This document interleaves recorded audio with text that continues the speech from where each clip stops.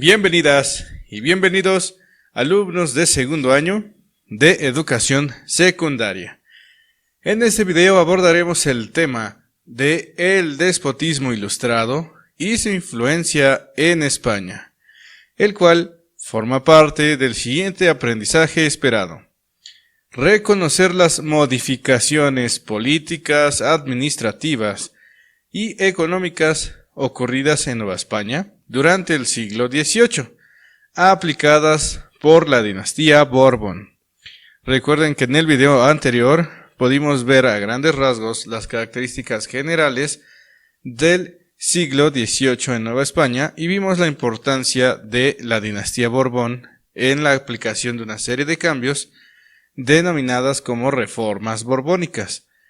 Pues bien, vamos a ver entonces en este video cómo se conformaron estos cambios, estas reformas borbónicas en España. Es decir, qué cambios trajeron los reyes borbones en lo que es en la península ibérica, en España, ¿de acuerdo? En el centro del Imperio Español, ¿de acuerdo?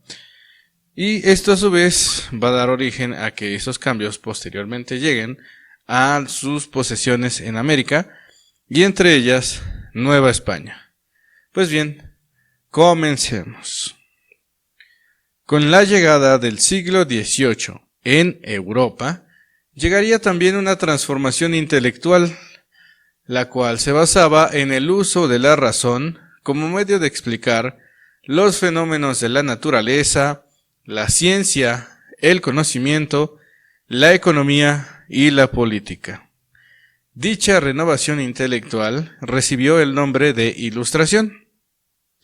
Entonces, en el siglo XVIII empieza a surgir una filosofía, una doctrina filosófica que se centraba sobre todo en el uso de la razón como medio de explicar las cosas, ¿ok? Antes del siglo XVIII, o digamos antes de este pensamiento lógico, existía de cierta manera las formas de explicar el origen de las cosas a través de la religión.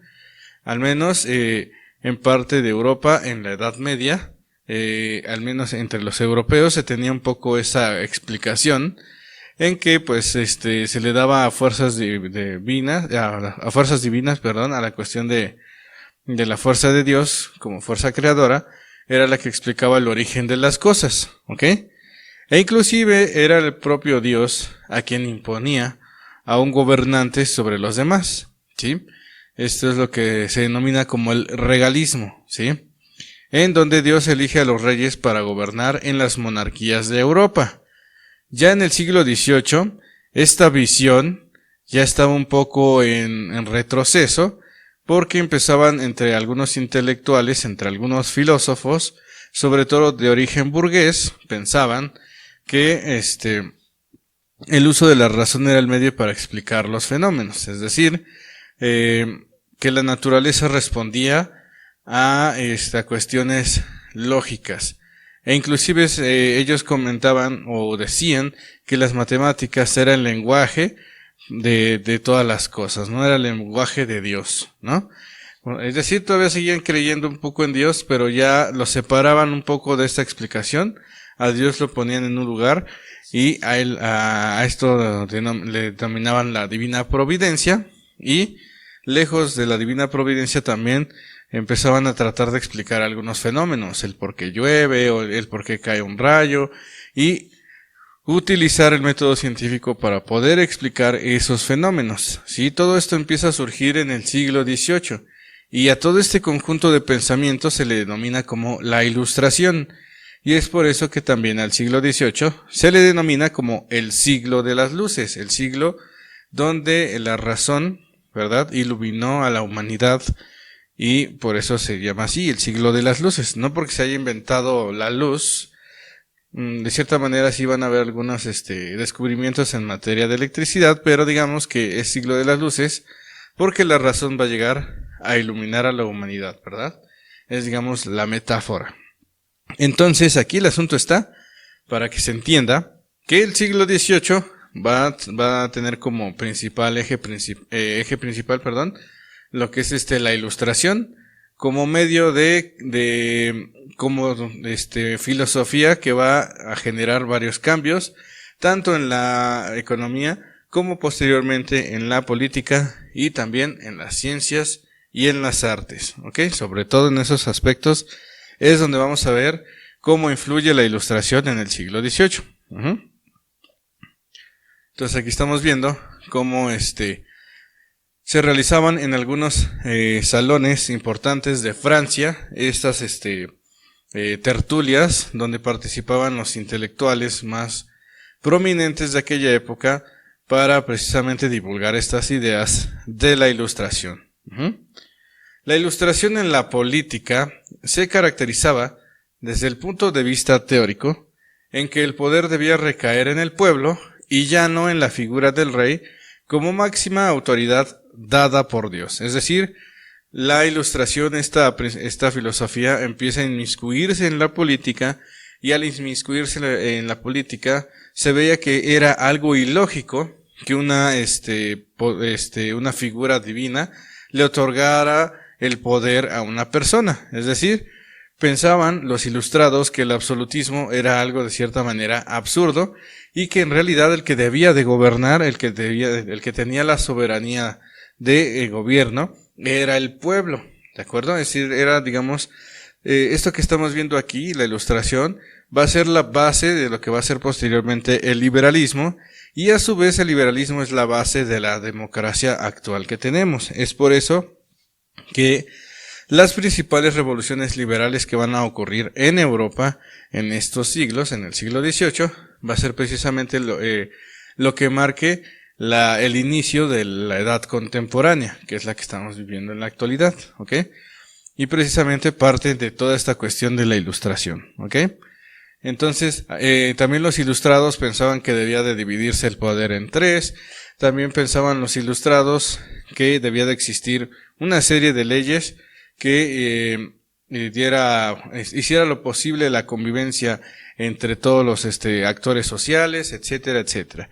Todos estos elementos los vamos a ver más adelante en un video. Aquí a grandes rasgos lo que queremos dar a entender es que el despotismo ilustrado, que es el tema central de este video, tiene que ver precisamente con la ilustración, ¿sí?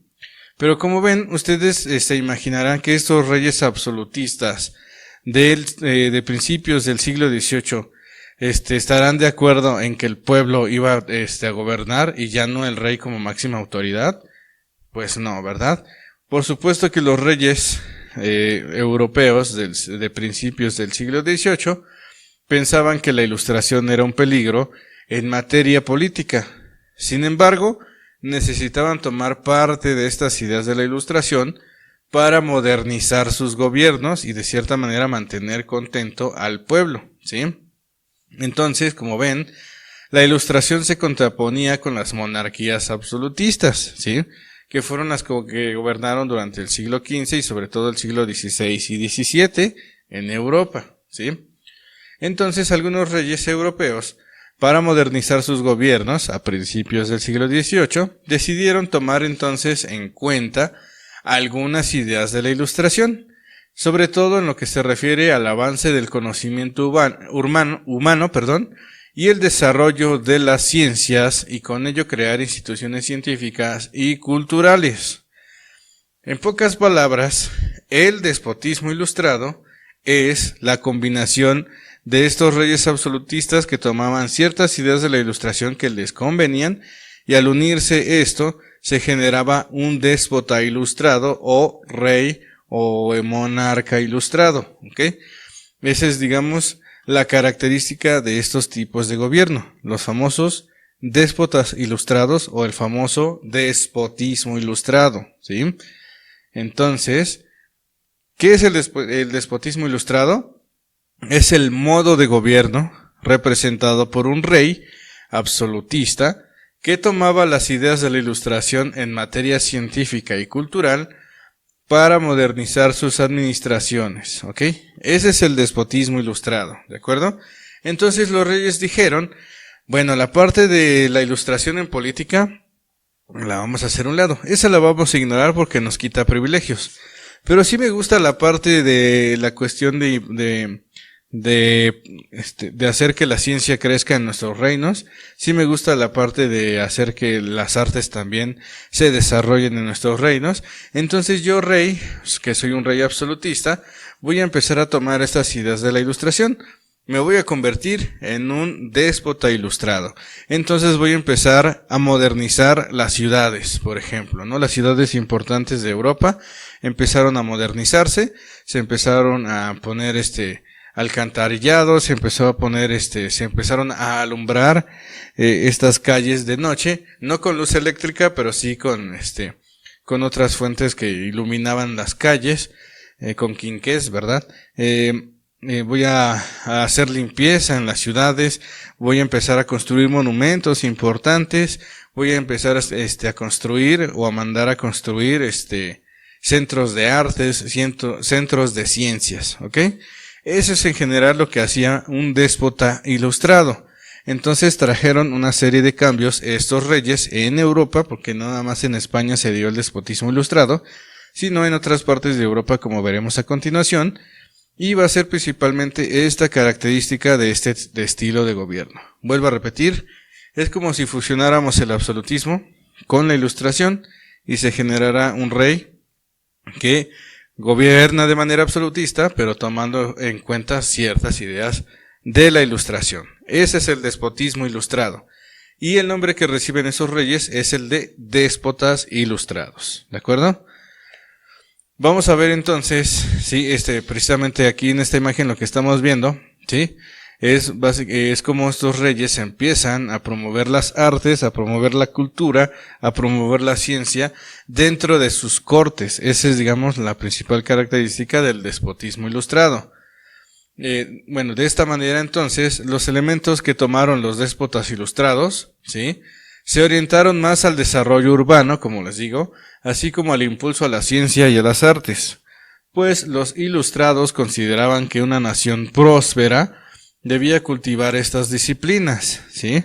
Algunos intelectuales de la ilustración decían que para alcanzar el progreso se necesitaba desarrollar e incentivar la ciencia, algo que posteriormente va a retomar otro autor francés llamado Auguste Comte para hacer otro tipo de filosofía llamada positivismo, ¿eh? Pero digamos las bases de lo que va a ser esta cuestión del positivismo posteriormente se nacieron aquí en la Ilustración, ¿sí? O sea, en el siglo XVIII, ¿sí? Entonces, como hemos venido explicando, los monarcas ilustrados entonces buscaron modernizar sus reinos, pero tratando de mantener sus privilegios, ya que no les convenía del todo darle al pueblo la soberanía para gobernar, que era lo que los ilustrados querían en materia política, pero bueno, igual no tomaron todas las ideas de la Ilustración, sino solamente lo que les convenía a los reyes, ¿verdad? ¿Quiénes fueron los principales déspotas ilustrados de Europa? Fueron, sobre todo, Luis XV de Francia, Catalina II de Rusia, José II de Austria y Federico II de Prusia. Vamos a ver qué hicieron a grandes rasgos estos reyes en sus respectivos reinos. Luis XV de Francia. En Francia, el principal logro del gobierno de Luis XV, que lo estamos viendo aquí en este retrato, fue la organización del país en regiones o intendencias, ¿sí? Es decir, generó una nueva división territorial que se llamaron intendencias estos territorios, ¿sí? Los intendentes, que eran los que gobernaban esas intendencias, eran nombrados por el rey y supervisaban a las autoridades municipales, organizaban las guarniciones militares y vigilaban el orden público, es decir, se agilizó un poco más la administración. Eran responsables del buen funcionamiento de la agricultura y de la provisión de granos. Supervisaban la industria y el comercio, igual que las obras públicas como carreteras, puentes y canales, el correo y la educación. Entonces, como ven, el gran logro de Luis XV de Francia fue la creación de intendencias, lo cual mejoró la administración de su reino, ¿sí? Es decir, del reino de Francia, ¿sí? Entonces aquí tenemos a Luis XV, uno de estos déspotas ilustrados, ¿sí?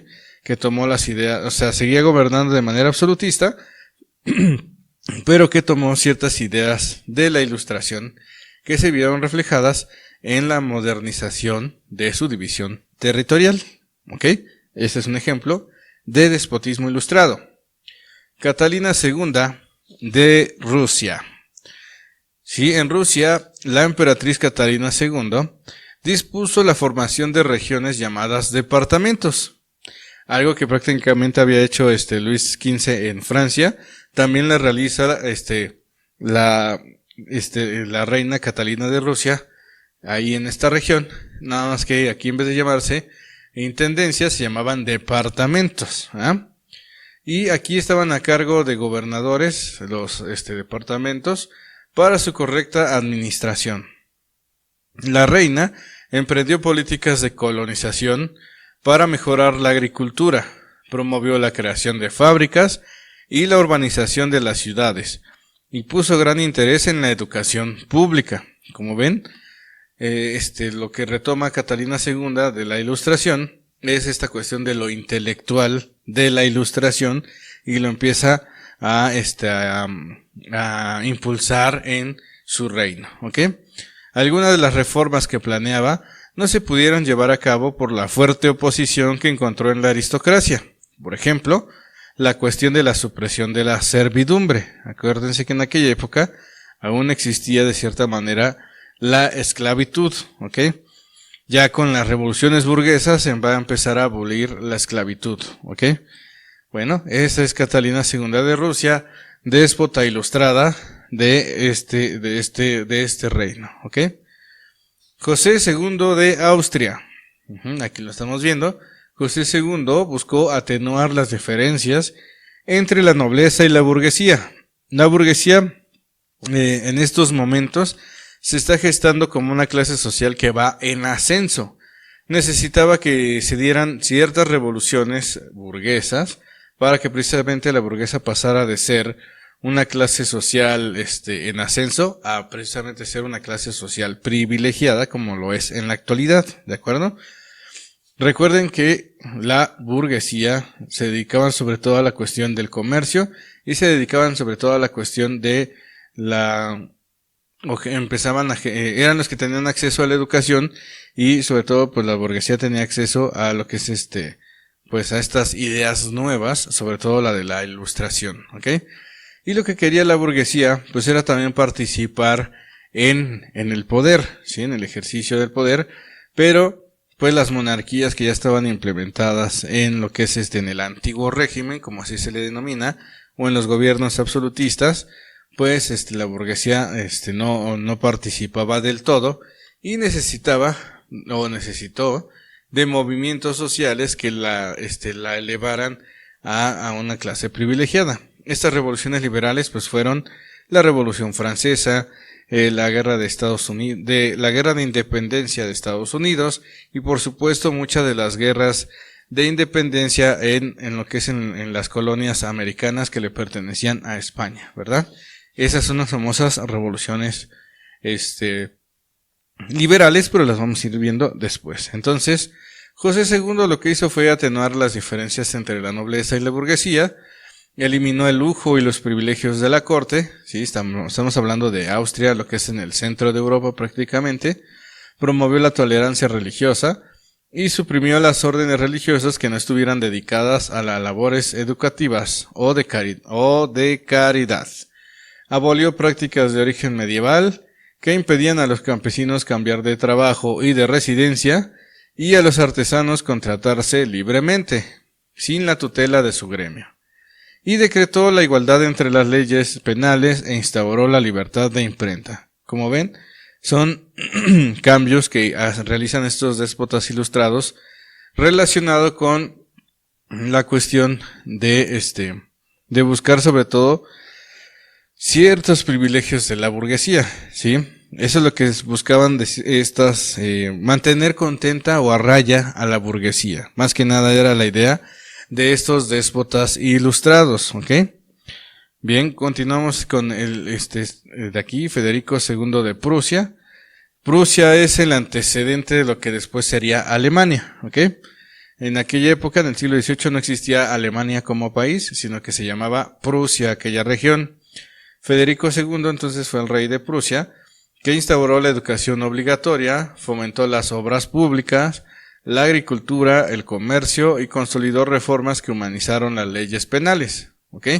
Como ven, todos estos déspotas ilustrados tenían en común la cuestión de la incentivación de la agricultura, proponer lo que es el comercio un poco más libre, el generar en la medida de lo posible la educación obligatoria y sobre todo lo más importante en lo que van a destacar todos estos reyes, buscaron modernizar sus ciudades, ¿sí? O sea, embellecer sus ciudades y hacerlas, construir monumentos y tratar de que la urbanidad fuera, pues más civilizada, ¿no? Vamos a decirlo así, ¿sí?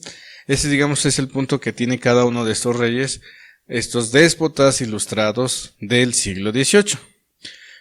Ya que vimos a grandes rasgos el despotismo ilustrado en gran parte de Europa, vayamos entonces cómo fue el despotismo ilustrado en España. Y como dijimos, los principales reyes que van a gobernar en el siglo XVIII van a ser los reyes de la dinastía Borbón, que se van a instalarse en el trono de España en el año de 1700, pero no, sin ello participar en un conflicto armado denominado como Guerra de Sucesión. Entonces, a ver, vamos a ver cómo sucedió esta cuestión de cómo llegó el despotismo ilustrado en España. Hacia el año de 1713, y tras una serie de conflictos entre la dinastía Habsburgo y la dinastía Borbón, denominada como Guerra de Sucesión, los Borbones se instalaron en el trono de España y con ellos vendría una serie de cambios denominadas reformas borbónicas, ¿ok? Eso es, digamos, a grandes rasgos, pero veamos en general qué fue esto de la Guerra de Sucesión. Duró de 1700 a 1713. Tuvo como causa principal la muerte del rey de España, Carlos II. Carlos II fue el último rey de la dinastía Habsburgo que estaba gobernando en España, ¿sí? Lo malo de este Carlos II fue que murió sin descendientes directos, o sea, murió sin hijos debido a problemas congénitos que se dio dentro de esta familia, ¿ok? Entonces, 2 meses antes de su muerte, Carlos II propuso en su testamento a Felipe de Anjou como su sucesor, es decir, Carlos II escribió: quiero que mi sucesor sea Felipe de Anjou, el cual se va a convertir en Felipe V, es decir, él fue el que escribió Carlos II, que le sucedería a la siguiente familia, que sería la familia Borbón, ¿de acuerdo? Entonces los Borbones aprovecharon esta situación de haber sido elegidos por Carlos II y se enfrentaron en conflictos armados contra los miembros de la dinastía de Habsburgo, es decir, los primos de Carlos II también dijeron, pues ¿cómo es posible que ande dando el trono de España a otros que son ajenos a los Habsburgo? No es posible. Entonces comenzaron una serie de enfrentamientos entre Habsburgos contra Borbones y el resultado fue que triunfaron la familia Borbón, sí, que tenía mucho parentesco con los reyes, con el linaje o las casas de gobierno de Francia. Es decir, Felipe de Anjou era nieto de Luis XIV, ¿verdad? Nieto del Rey Sol, famosísimo. Entonces, de cierta manera la gente en España estaba un poco inconforme en esta cuestión de que gobernara una familia afrancesada, ¿verdad? Pero al final de cuentas, pues después del triunfo de los Borbones sobre los Habsburgo en 1713, se firma el Tratado de Utrecht y se reconoció a Felipe V, o sea, Felipe de Anjou se convirtió en Felipe V, como el primer rey Borbón de España, ¿ok? Entonces aquí tenemos una imagen de cómo fue esta cuestión de la Guerra de Sucesión Española, cómo se enfrentaron Habsburgos, Austrias, ¿verdad?, contra los Borbones, y sabemos que triunfaron los Borbones, y a partir de 1713 vamos a tener entonces a Felipe V. Felipe V, digamos, gobierna desde 1713, pero en 1713 es reconocido por las demás potencias europeas como rey legítimo de España, ¿ok? Entonces Felipe V gobierna desde 1700 a 1746, va a tener un momento de interrupción, pero finalmente regresa al trono y durante estos 46 años gobierna Felipe V como el primer rey Borbón. Le va a suceder Fernando VI, que aquí lo tenemos, que gobierna de 1746 a 1759, y después vendrá Carlos III, gobernando de 1759 a 1788, donde vamos a tener posteriormente a Carlos IV, el cual va a abdicar a favor del hermano de Napoleón en 1808, cuando Napoleón invade España. ¿Ok? El gran impulsor de las reformas borbónicas va a ser Carlos III, aunque tanto Fernando VI y Felipe V también van a implementar una serie de cambios en España, producto del despotismo ilustrado. O sea, estos reyes eran borbones y empezaron, digamos, a copiar este estilo que venía de Francia, ¿sí? En donde pues se tomaban ciertas ideas de la ilustración, insisto, para modernizar las ciudades y para generar o dentro de sus reinos incentivar la cultura y las artes. Esa es la característica del despotismo ilustrado, ¿de acuerdo? Pues bien, vamos a ver qué hicieron cada uno de estos y sobre todo qué realizó Carlos III, que como dijimos fue el gran impulsor de las reformas borbónicas, ¿de acuerdo? Entonces aquí tenemos a los 4 reyes borbones del siglo XVIII. El más destacado, ya dijimos, es Carlos III, pero vamos a ver qué hicieron estos dos antes de Carlos.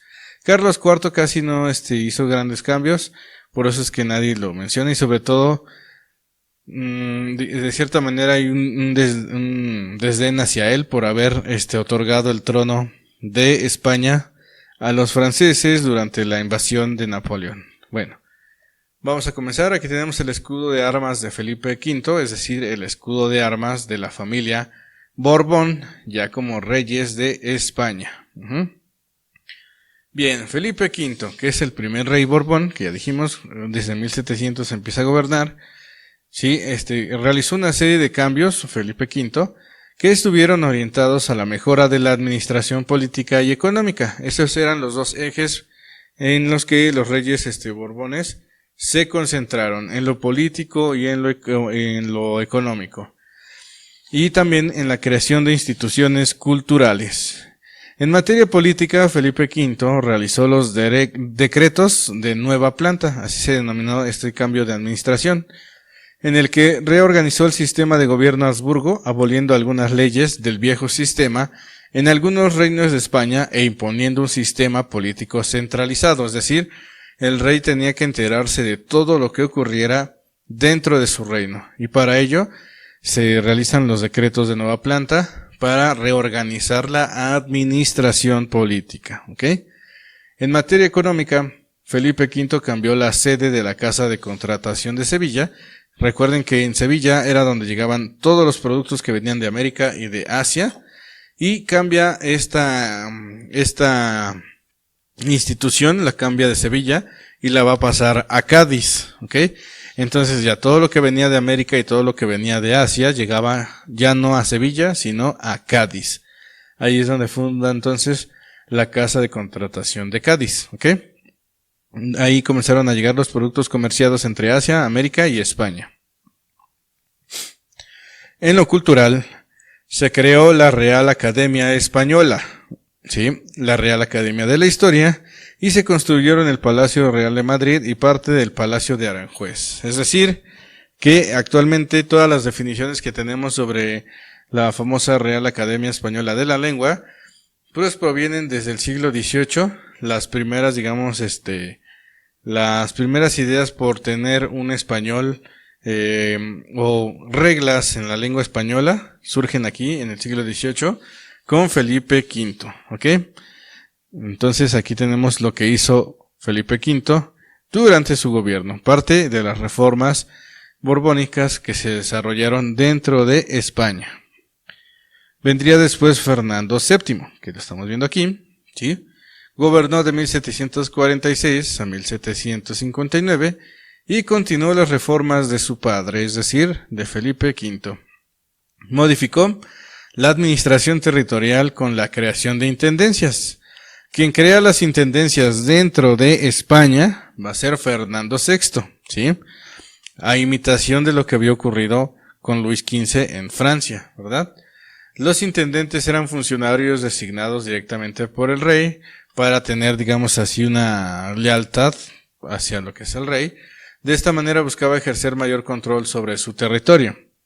Se registraron las propiedades rurales y urbanas para poder conocer la riqueza de sus súbditos y así establecer nuevos impuestos. Algo que también tiene mucho los reyes borbones, en que empiezan a crear muchos impuestos para poder recaudar lo necesario para poder mantener su hegemonía en Europa. Recuerden que para esta época sigue continuando el Imperio Español, España sigue siendo la potencia del mundo en esta época, pero ya está, digamos, en una etapa ya de decadencia, ¿sí?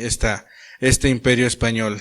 Y para poder mantener este poderío, esta hegemonía, pues necesitaba plata para poder financiar guerras, para poder frenar, mantener a raya sus dominios de que se encontraban tanto en Europa y en otras partes del mundo. Entonces, para eso necesitaba plata, ¿verdad? Y para obtener plata, pues a veces, bueno, se obtenía obviamente de América, de Nueva España, pero también se debían de crear nuevos impuestos para mantener la hacienda pues gorda, ¿verdad? Es decir, pues el dinero que llegaba al gobierno, a los reyes, a las monarquías, se denomina la hacienda real, ¿ok? También Fernando VI dispuso la creación de nuevos astilleros para la construcción de barcos. Los astilleros es el lugar donde se fabrican los barcos, las embarcaciones, ¿ok?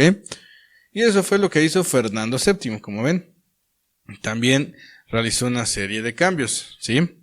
Y vendría finalmente Carlos III, que es el gran impulsor de las reformas borbónicas, no solamente en España, sino en América. Después veremos cómo fueron estas reformas aquí en Nueva España, pero centrémonos primero qué ocurrió allá en Europa, en España. Carlos III entonces es el máximo representante del despotismo ilustrado en España. Él era medio hermano de Fernando VI y reinó de 1759 a 1788. Hizo reformas importantes con la asesoría de unos de sus ministros, aunque Carlos III tuvo varios ministros. Eso es también algo propio del despotismo ilustrado. Los reyes no van a gobernar de manera absoluta, bueno, o sea, sí de manera absolutista, pero no solitos. También van a tener ayuda de sus famosos ministros. Carlos III se apoyó sobre todo de varios ministros, uno que se apellidaba Esquilache, el conde de Floridablanca y el conde de Campomanes. Fueron los tres principales ministros que apoyaron la administración de Carlos III. Hubo un problema con uno de ellos, que fue el famoso ministro Esquilache, el cual la misma gente de Madrid, de la capital de España, sí, realiza un motín para poder sacarlo pues del gobierno, el famoso motín de Esquilache, ¿sí? Y es por eso que Carlos III, pues entonces quita a estos ministros y nombra a otros, ¿verdad? Al conde de Floridablanca y al conde de Campomanes, que eran, digamos, los que apoyaban y ayudaban a Carlos III en la generación de una nueva administración en el gobierno español, ¿ok? Entonces, los principales objetivos de las reformas de Carlos III eran los mismos que los de sus antecesores, o sea, de Fernando VI y de Felipe V, los cuales tenían que ver con la centralización administrativa. Una palabra clave para las reformas borbónicas es centralización del poder. ¿Qué quiere decir? Que los reyes lo que buscaban era agilizar la cuestión de la administración. Y si hablamos de Nueva España, la administración tenía que ver con agilizar lo que es la salida lo más rápido posible de la plata de Nueva España a Europa, ¿sí? Y para eso se tenía entonces que generar un aparato gubernamental que fueran leales a los Borbones. Entonces hubo una serie de cambios en la administración política que tiene que ver con esto, con la centralización administrativa y el fomento al comercio, también es otra cuestión que va a dar Carlos III, y la producción, también el fomento a la producción, así como una política fiscal que permitiera al reino mejorar su situación financiera, porque ya estaban a punto para esta época de entrar ya en una situación de bancarrota, ¿ok? Entonces, esas, digamos, son las medidas que toma Carlos III. Sí, aquí tenemos a sus dos principales ministros, el conde de Florida Blanca y lo que es el conde de Campomanes, sus principales ministros que apoyaron a Carlos III. Y bueno, Carlos III también tomó medidas para reanimar la agricultura, repartió las tierras no cultivadas, organizó importantes obras de riego, además fomentó la construcción de caminos, creó un sistema público de diligencias, es decir, los inicios del transporte público, y fundó compañías de comercio para competir con las de otros países. Otro ministro de la administración de Carlos III fue el conde de Campomanes, el que ya vimos, este de aquí. Impulsó la libertad industrial y comercial y reemplazó los antiguos gremios por sociedades protectoras de la industria y el comercio. Como ven, Carlos III entonces generó una serie de cambios dentro de España, que forman parte de las reformas borbónicas y que tiene que ver en materia de la industrialización, hablando de economía, y tiene que ver con la mejora en la urbanización, Esa es, digamos, la gran idea de Carlos III, de que la ciudad de Madrid fuera una ciudad modelo o fuera una ciudad moderna en aquella época, ¿sí? En América, lo que realizan lo que realizan Carlos III mediante las reformas borbónicas fue dividir los virreinatos, ¿sí? En los virreinatos de Perú, Nueva España, ¿sí? Crean también lo que es la Capitanía General de Venezuela, el Virreinato de Nueva Granada, el Virreinato del Río de la Plata y la Capitanía General de Chile. Si no se entendió, vamos a verlo aquí. Aquí lo tenemos en forma de mapa. Es decir, que Carlos III lo que hizo fue generar una división territorial que fuera muy bien marcada de los principales virreinatos de América. El de Nueva España, que es el que tenemos aquí, genera lo que es la Capitanías de Cuba, ¿sí? Crea el Virreinato de Nueva Granada, el Virreinato de Perú y el Virreinato de Río de la Plata, y dentro del Virreinato de Río de la Plata vamos a tener aquí la Capitanía General de Chile. Entonces es así como de cierta manera generó la división territorial Carlos III de de América, así como parte de las reformas borbónicas. Y para centralizar el poder, porque era lo que buscaban los Borbones sobre todo, era necesario limitar la autonomía de las instituciones de la Iglesia, ¿sí? Pero la Compañía de Jesús no correspondía, no respondía como autoridad al rey de España, sino al Papa, ¿sí? ¿Qué quiere decir esto? Que una de las órdenes religiosas que era que no obedecía directamente al rey eran los jesuitas, que acuérdense también recibían por otro nombre la Compañía de Jesús, ¿sí? Entonces ellos no obedecían directamente al rey, sino que obedecían directamente al Papa. Y como los Borbones querían mantener el poder centralizado, decidieron entonces buscar la manera de expulsar a los jesuitas de España y de sus colonias, sobre todo a las de América. Entonces, a ellos, ¿se acuerdan que hablamos hace un momento que hubo un ministro que la gente de Madrid no lo quiso? El famoso, ministro Esquilache. Pues bien, tras el motín de Esquilache en 1766, se acusó a los jesuitas de haber iniciado las revueltas, ¿sí? Es decir, de incitar a la gente a levantarse en armas contra los reyes, contra el rey de España. Entonces, resulta que al año siguiente, en 1767, los jesuitas fueron expulsados de España y de sus colonias, y sus bienes fueron confiscados por los reyes, o por el rey Carlos III, ¿sí? Es decir, todas estas haciendas, todas estas grandes porciones de tierra que tenían los jesuitas en América y también en España, formaron parte ahora de de la corona española, los expulsan de sus dominios y se quedan con sus posesiones, los confisca el gobierno, los confisca Carlos III. Sí, entonces aquí estamos viendo una imagen de cómo expulsan a los jesuitas, expulsan, corren a esta orden religiosa y a todos aquellos que pertenecieran a la Compañía de Jesús y los expulsan de España y sus posesiones.